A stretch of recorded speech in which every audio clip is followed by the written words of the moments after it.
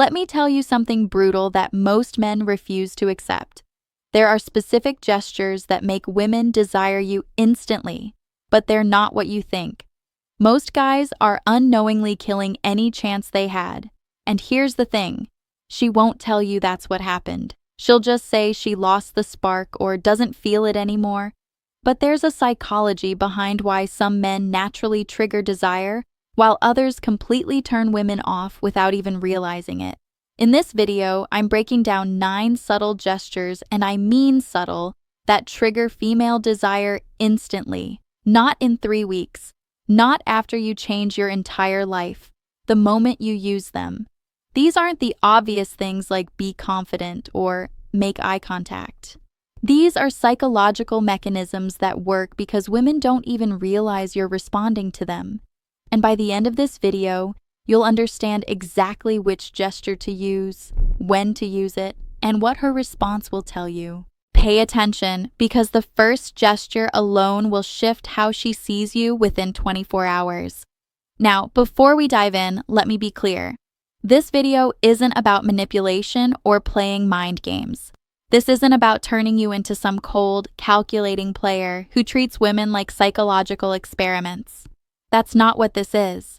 This is about understanding the subtle signals you're already sending, whether you realize it or not, and making sure they're working for you instead of against you. Most men have never been taught that attraction operates on a subconscious level. Women respond to gestures, body language, and behavioral cues long before they respond to what you actually say. And the truth is, the gestures that build desire are almost always misunderstood or completely ignored by dating advice.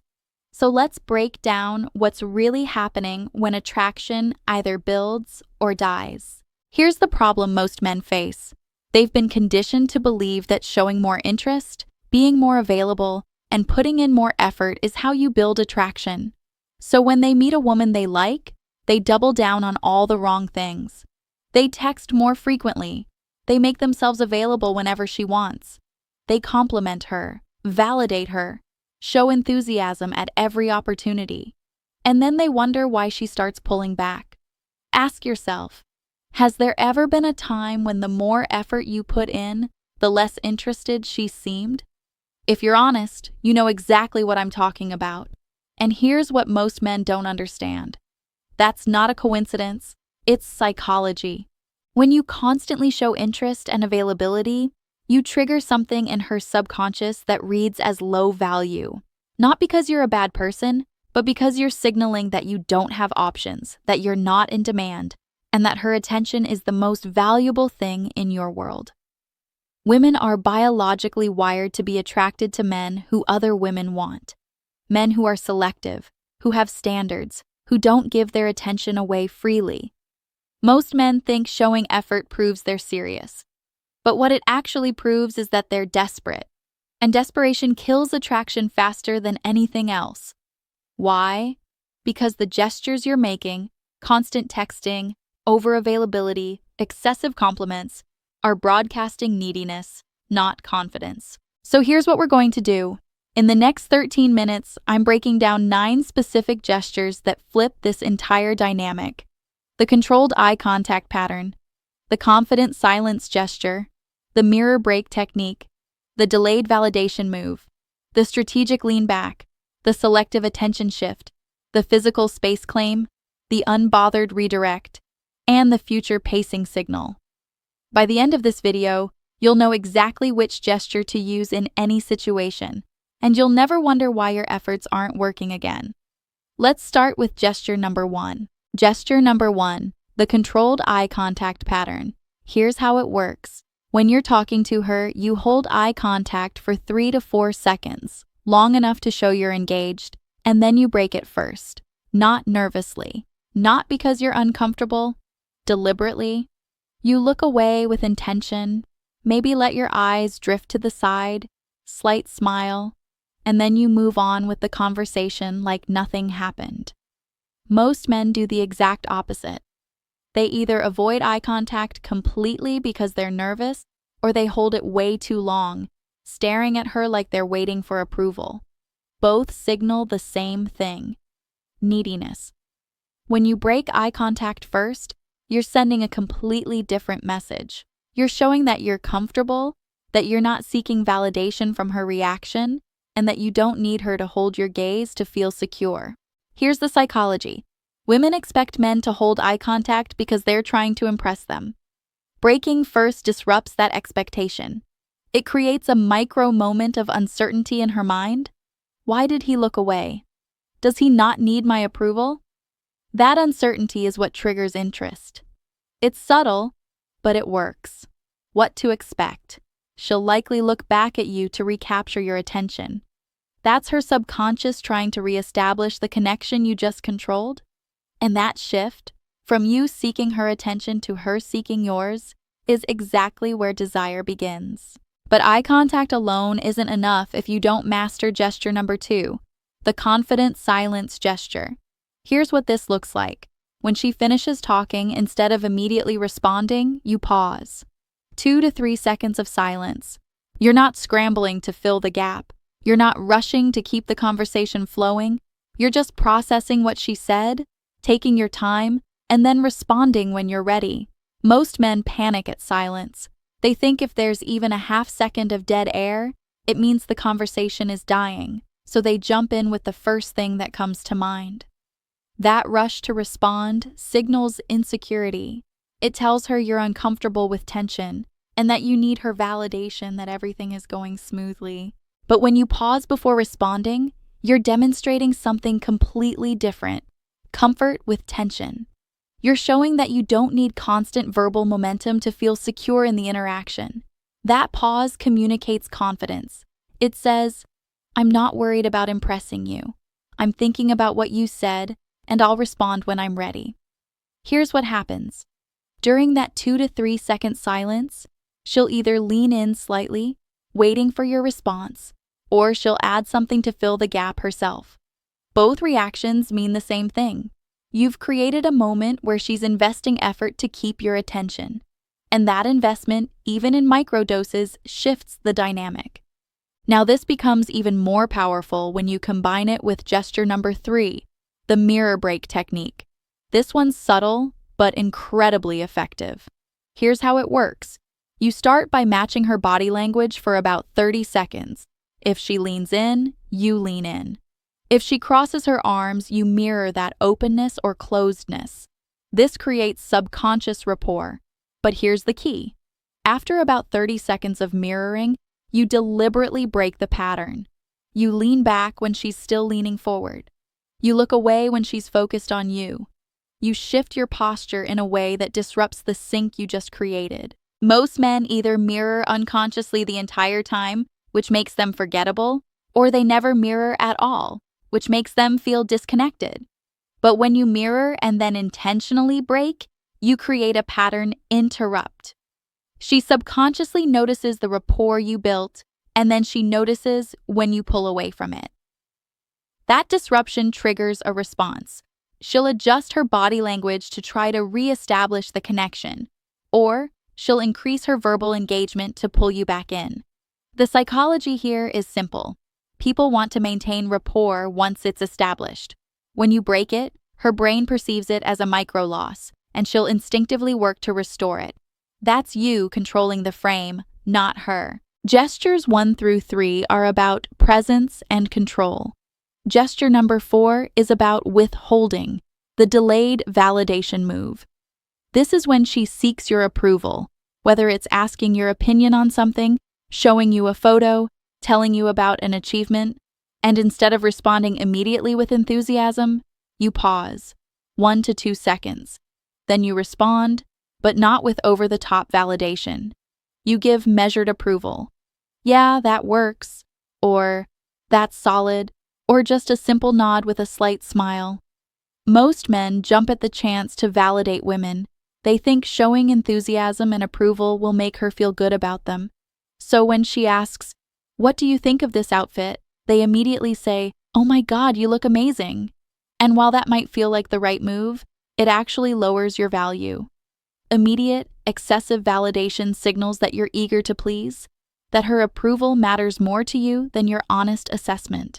Delayed validation, on the other hand, shows that your approval isn't automatic. It's earned. And because you're not giving it instantly, it becomes more valuable when you do give it. That pause before you respond makes her wonder, does he approve? Is he impressed? And when you finally respond with something understated, she'll often seek more validation or work harder to earn a bigger reaction from you. Notice a pattern? Every gesture creates a small gap between what she expects and what you give. The next 4 gestures take this deeper, from tactical moves to power shifts. If you've been taking notes, gesture number 5 is where most men fail. Gesture number 5, the strategic lean back. This is all about controlling physical space during peak engagement. Here's how it works. You're having a good conversation, she's engaged, maybe even leaning toward you, laughing at something you said. And right at that peak moment, you lean back. Not abruptly, casually. You create physical distance right when the emotional connection is highest. You might stretch, check your phone for a second, or just shift your posture back into your seat. Then you continue the conversation like nothing changed. Most men lean in when a woman is engaged, thinking they need to match her energy and close the distance. But that's exactly what kills the tension. When you lean back during a high point, you create a push-pull dynamic. She's invested in the moment, and then you subtly withdraw. That withdrawal triggers a psychological response. She'll often lean forward to close the gap you just created, or she'll touch your arm, or she'll say something to pull your attention back. The timing here is critical. You have to do this when she's engaged, not when she's already pulling away. If she's disengaged and you lean back, you're just confirming distance. But when she's into the conversation and you create space, you're showing that her engagement doesn't automatically get rewarded with yours. You're the prize, and proximity to you has to be earned. Gesture 5 controls physical space. Gesture number 6 controls attention, the selective attention shift. This is when you're mid-conversation, and you briefly redirect your focus to something else. Not in a rude way, just naturally. Maybe you glance at someone walking by, or you look at your surroundings for a couple seconds, or you check a notification on your phone. Then you bring your attention back to her with a slight smile, as if nothing happened. Most men give women their full, undivided attention the entire time they're together. They think it shows respect and interest. And while it does show interest, it also shows that your entire world has narrowed down to her. It signals that nothing else matters when she's around, which, again, reads as low value. When you shift your attention away mid-conversation, even for just 2 or 3 seconds, you're communicating that she doesn't have a monopoly on your focus. You're showing that your attention is selective, that other things exist in your world, and that her presence doesn't make everything else irrelevant. This creates a subtle competition for your attention. She's no longer the only thing you're focused on, which makes her subconsciously want to recapture that focus. What typically happens?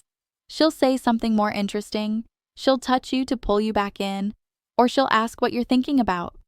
All of those responses are her working to regain your attention. Gestures 5 and 6 withdraw attention and space.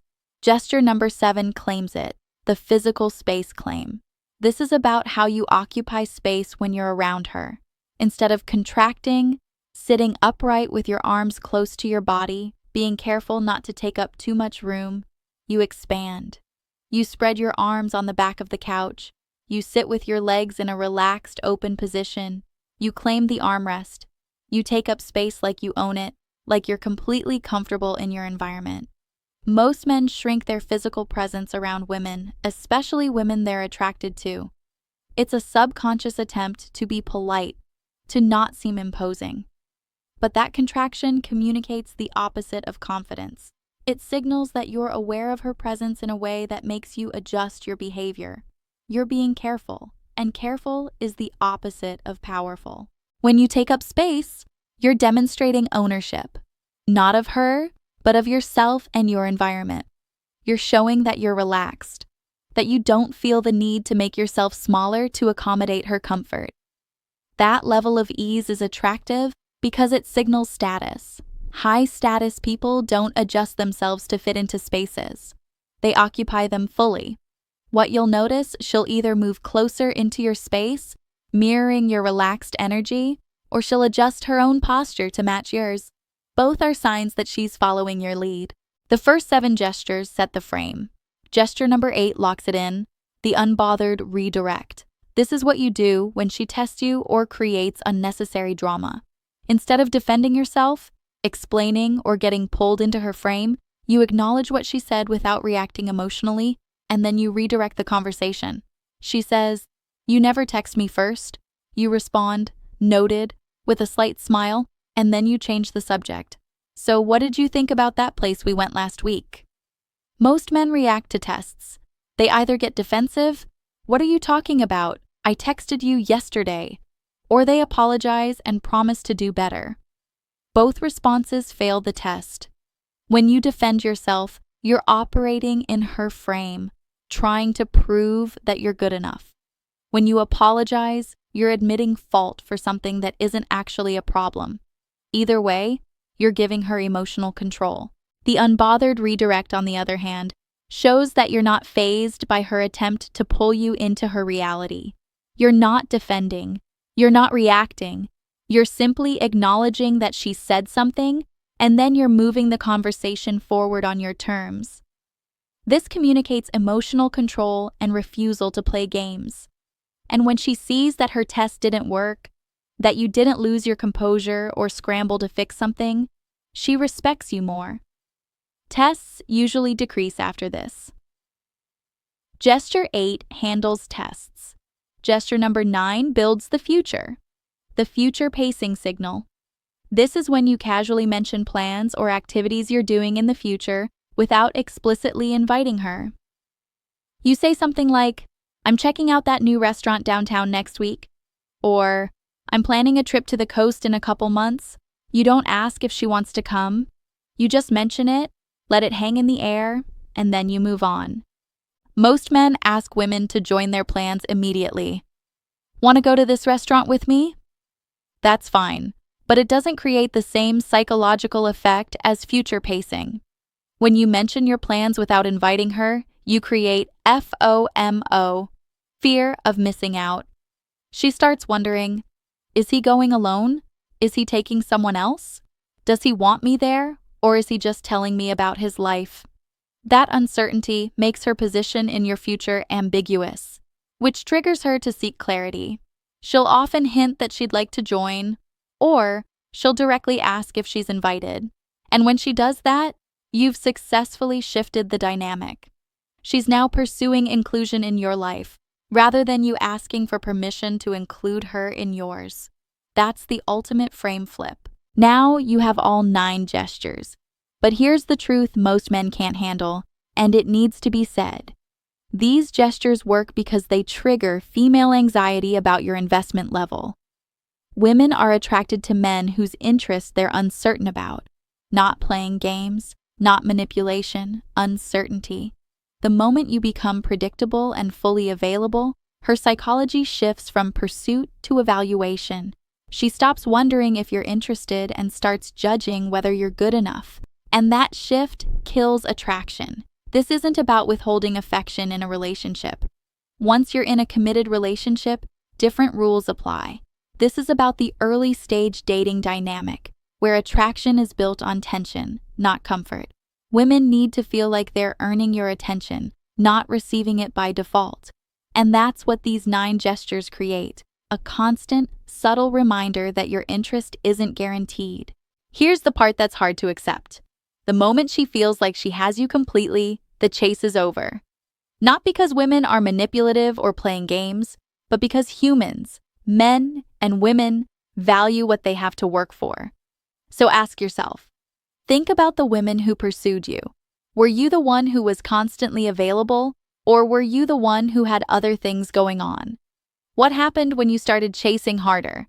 Did attraction increase or decrease? The answer tells you everything you need to know. Now, I want to hear from you. Which of these 9 gestures are you going to implement first? Have you been using any of them without realizing it? And what happened? Drop your experiences in the comments below. I read every single one because this isn't just about me teaching. It's about all of us learning what actually works in real-world situations. Your field reports help other men who are going through the same thing you are. Because here's the reality. This isn't just about getting a girlfriend or improving your dating life. This is about becoming the kind of man who doesn't need to chase, who understands psychology, who has options because he's high value, not because he's manipulative. The men who get this, who internalize these 9 gestures and stop operating from a place of scarcity, those are the men who never struggle with attraction again. And if you're watching this video, you're already ahead of most men. You're willing to challenge what you've been taught. You're looking for real answers, not feel-good platitudes. That puts you in the top 10%. So take what you learned here, implement gesture number 1 today, and watch what happens. You'll be surprised how fast the dynamic shifts when you stop trying so hard. Remember, the man who needs nothing attracts everything. Start with gesture number 1. Watch what happens, and let me know how it goes.